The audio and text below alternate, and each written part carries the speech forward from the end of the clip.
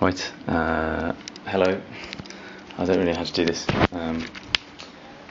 Just going out. I'm here this is actually as you can see, this is this is actually a gynecology clinic, which is where I've been staying. In the house of Alina and Ephraim, who are Sarah's auntie and uncle, and they live here in Haifa. And it's great. I've just been having quite a dense political conversation with Ephraim. He's very well educated. He's quite liberal, but just wants to make sure that I know the Israeli story of people being here, as well as the story I've been hearing from where I've been working. I thought I wanted to do just a quick summary of what was in my head, but it's definitely a kind of case of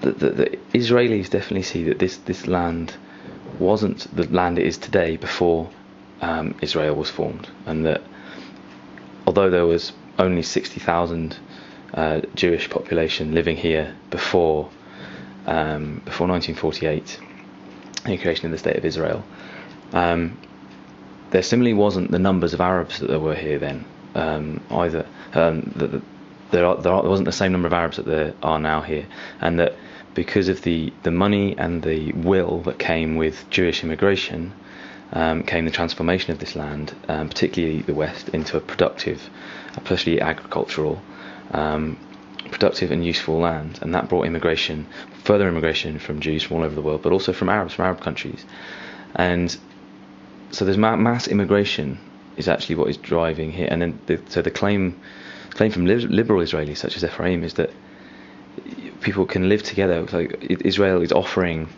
the things it has created here in terms of productivity of a landscape, in terms of a modern way of living, technology development. It's offering to share those with the Arabs here.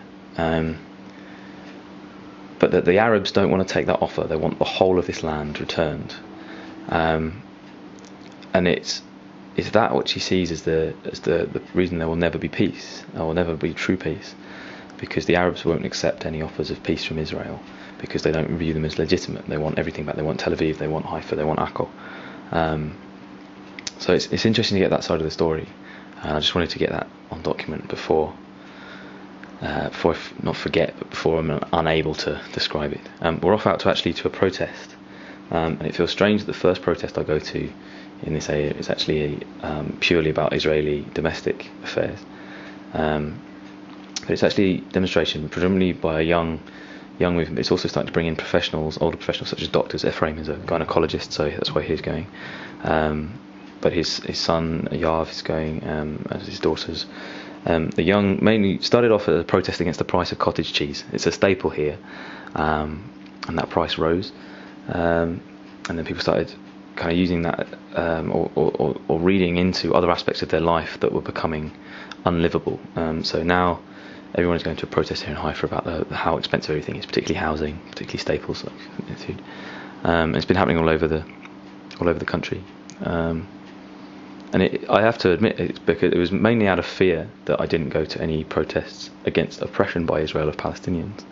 I've been warned not to go a number of times. I've also been encouraged to go a number of times, and I'm quite ashamed to say I didn't have the balls to go and at least watch.